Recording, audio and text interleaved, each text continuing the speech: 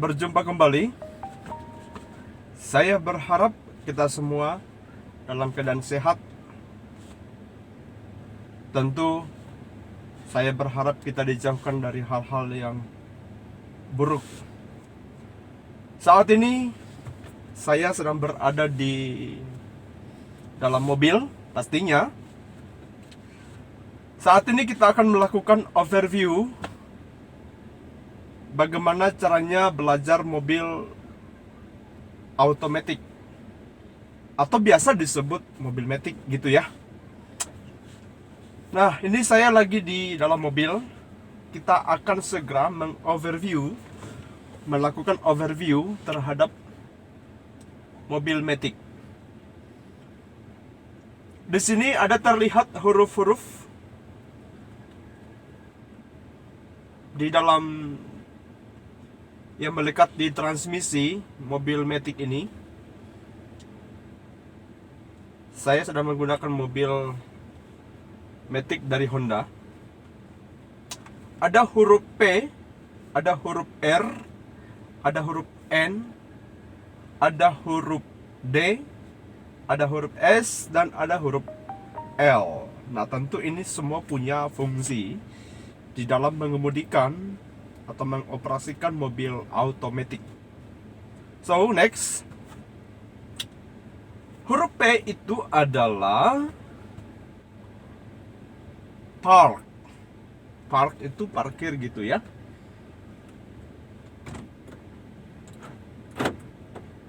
Jadi ini kita lagi parkir mobil nih. Jadi kalau kita lagi parkir,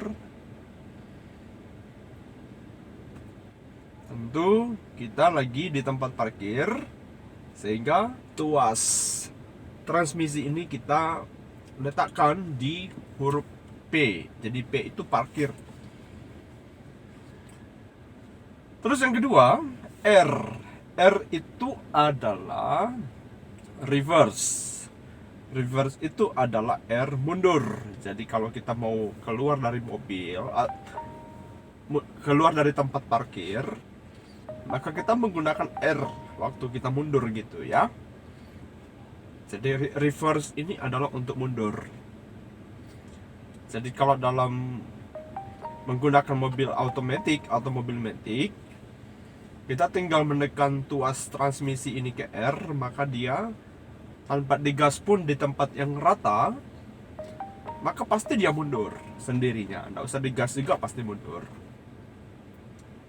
Kalau N itu adalah netral. Jadi netral ini kita gunakan saat kita di lampu merah. Jadi tuas transmisi ini kita letakkan, kita tarik dengan menekan knob di tuas transmisi, lalu kita tarik ke netral. Jadi kita lagi di tempat parkir nih. Maksudnya di lampu merah kita menetralkan. Itu ya, tetapi ingat ada knob di tuas transmisi. Kita kembalikan dulu. Terus huruf D ini adalah drive D. Jadi kita lagi mengemudikan, waktu kita mau mengemudikan mobil kita mau jalan di tempat yang rata, jalan yang lurus, cukup dengan drive D saja. Jadi tuas transmisi ini dengan menekan ada knob di tuas transmisi, kita tarik ke D, maka dia pasti jalan. Jadi jalan yang rata, di jalan yang lurus, kita tarik ke sini. Kita kembalikan lagi ya. Jadi sekali lagi ini drive D, kita untuk jalan. Drive S ini tentu punya fungsi juga. Fungsinya adalah untuk mengovertake. Jadi waktu kita ingin melambung mobil di depan kita menggunakan S. Itu fungsinya, untuk melambung ya, mengovertake ya.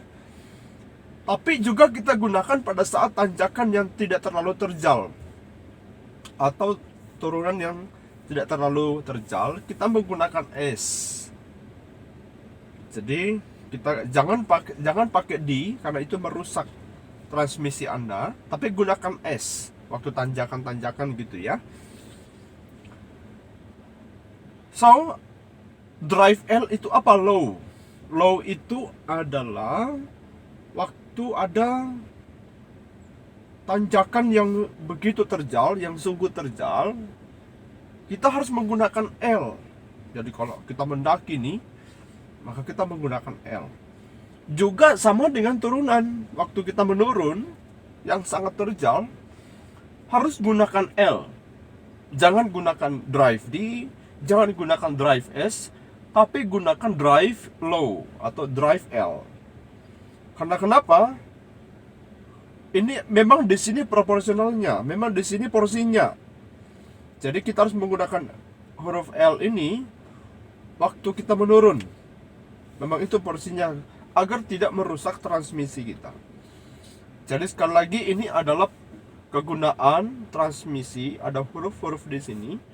Kita harus paham betul supaya mobil kita aman, mobil kita tidak akan rusak, tidak mudah rusak, apalagi di bagian transmisi. Jadi sangat penting untuk memahaminya. Jadi silahkan digunakan. Waktu kita memindahkan tuas transmisi ini, jangan lupa menekan knob di sini ya. Gini, tekan lagi, tekan lagi, tekan lagi, tekan lagi. Begitupun sebaliknya. Kembali ke P atau parkir ya. Nah, ini adalah fungsi daripada huruf-huruf yang ada di transmisi ini. Tentu berbeda dengan manual pasti ya, karena Matic ini tidak ada pedal koplingnya, personalannya tidak ada. Hanya kita menginjak rem saja waktu kita memindahkan tuas transmisinya. Itu maksudnya. Yang ada pedalnya cuma di gas dan di rem saja. Dia tidak punya pedal kopling gitu. Jadi ini ada fungsi-fungsinya. Cara belajar mobil Matic. So, semoga bermanfaat hasil overview kita.